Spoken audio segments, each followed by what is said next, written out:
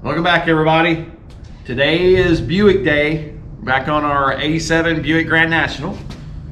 It's fitting because today's my dad's birthday, so he's probably happy I'm working on his car, but probably pissed it's not cleaned and detailed like he would like it. But anyway, so we got our Scanmaster in from Kirban Performance. So it's a Scanmaster 2.1. And I know all my Buick buddies, y'all been telling me, and I'm listening to you, I'm reading all the comments. So, Scanmaster 2.1. So we're getting ready to install this thing. And it shows you how to wire it in right here. So we're gonna get this thing wired in and read the instructions probably several times over. And we're gonna start tuning our Buick Grand National. Because, as everybody knows, this bad boy is going to the No Name Nationals later this year in Sikeston, Missouri. So, looking forward to that. Looking forward to some call outs, maybe to my fellow YouTubers. So, really excited to tune this Buick up. And we're about to get started. So, here we go. Okay, so first thing we did was we disconnected the battery negative. That's disconnected. And we know we're going to mount the Scanmaster. You're going to see that in a moment, where most of you guys mount yours. And then it says extend and connect the black wire to a good ground. We will find that ground in a moment. I'm going to try to find I just found, it says extend and connect the red wire to a fused power source. The ignition terminal in the fuse box is a good choice. I have found the ignition blade terminal, and it's a 10 amp. Here's what I'm going to use. I'm going to use one of these. I'm going to try one of these. These are, Wyson 4-type 12-volt cars and trucks, boats, 12-pack. I believe what this is used for, I bought this a couple years ago, but this allows us to go into a blade terminal. You put your fuses in here, and then we're going to be able to connect our red wire to this. It makes, instead of half-assing it, it just makes for a good connection. Now, I don't think I'll be able to use my butt connector because obviously it's for a different gauge, but I'll have different connectors. I can handle that. But that's what we're about to do. So let's see if this works. So I know it's a 10 amp. Unfortunately, I don't have a 10 amp, so I'm going to go ahead and go with a 15 amp. Trying to figure out how this thing goes. I'm assuming it goes this way.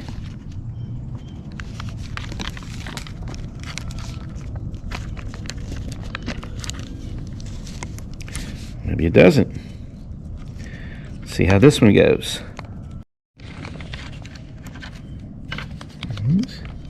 Okay, so that's in there.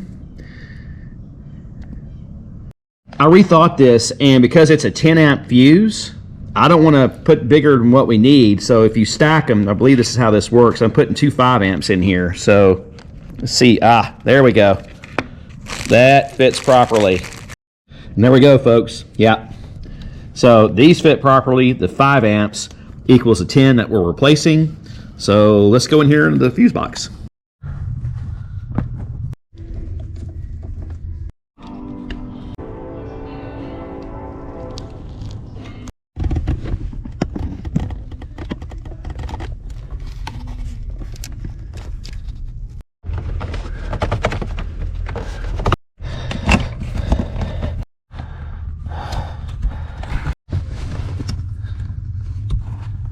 Right now, I got my ground. I'm just hooking it up to where the port's at, using the bolt that holds the little ALDL port. So I'm gonna use this as my ground. Now I'm plugging into my E port, I believe, just like the instructions say. About to go in. There it is. Okay, let's see what happens. Okay, folks,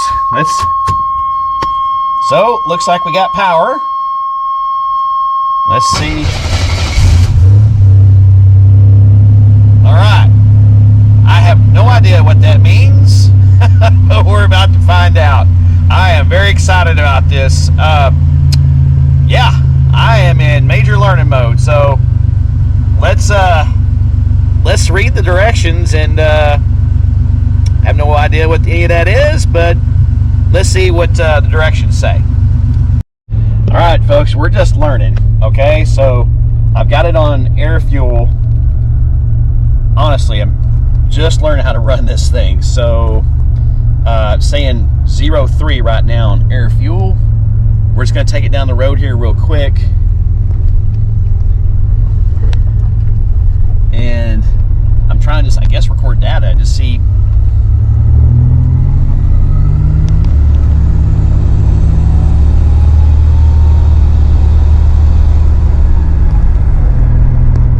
So I've got to get in the spot where I can actually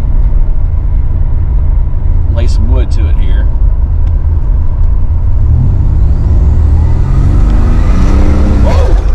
Okay, all right, we just went sideways. All right, hold on.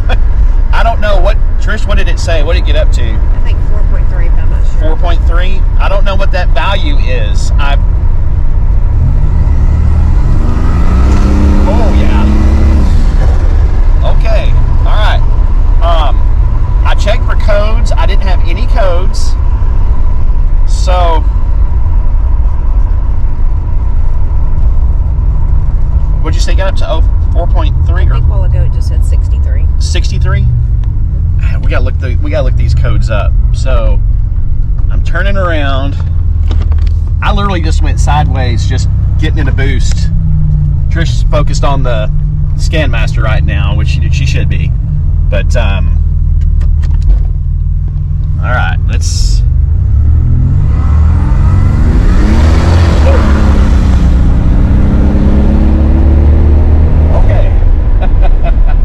All right, so I can tell you this. Last time I drove it, it was detonating bad, and it's because my dumbass had the hose off. I forgot to put the hose back on the regulator. So it's been a long time since I've driven the car, but I'm trying to get myself tuned back in with figuring this thing out. So I've got to figure out what the air-fuel ratio is. And I think you can control, I don't know if you can control boost with this or not, but we're going to try to figure out what that value is here in a moment when we get back in the shop. Oh yeah, golly, damn. Okay, it's running good. It's running really good. Yeah, I see the car coming. Okay, folks. So we're trying to figure out the codes and the values and what they mean, and I'm going to read up on this, but here's what we've got. We're at idle and we should be warmed up now. We just went on a spirited little drive. So I'm going to start with the modes. So obviously that's our air fuel ratio is showing 0.3. When I look at the tables on the instructions, I'm assuming at idle we're at 0 to 255. I'm going to assume, you know, we're within range at idle. We have L8, LV8 engine load. We're at 27. I'm not sure if that's timing. I'm not sure. You guys tell me in the comments, please. Battery, we're doing good. Looks like 13.5 volts. Integrator, again, 128 shows a range of 100 to 150. And then let's see, the next one is block learn. I'm at 130. It says range is 100 to 150. And then of course miles per hour, we're sitting still. Coolant, got 170 for coolant temp. Air temp showing 89. Negative 40 to 300, so I'm assuming that's good. And then of course our RPM, yeah, showing about where we're idling at. Throttle positioning sensor.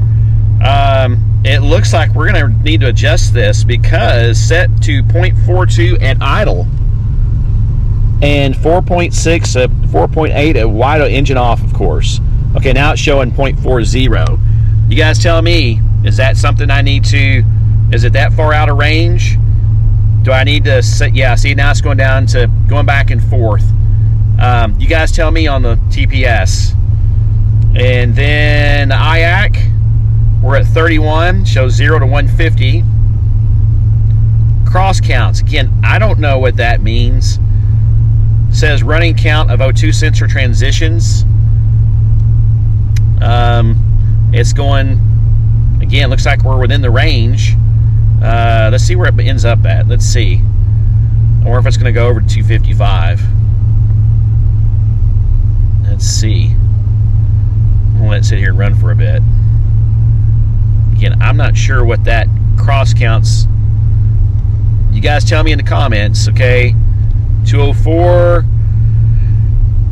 If it goes over that, 230, 237, 243, and then back to 01. So I'm assuming that it just starts back over. Okay. And then it skips. It's not pulling up the injector pulse width or the spark advance. Does that have to be under a load running? I don't know why it won't go to that. And in malfunction codes, it shows up 0. So that's where we're at. I think in the video, Trish, would you say it got up to under wide open throttle and the air fuel ratio? 180 something. Like 180 something? Okay, so you tell me on the, I'm going to try to look up the tables for air fuel or airflow on that. I really want to know what the air fuel AFR is.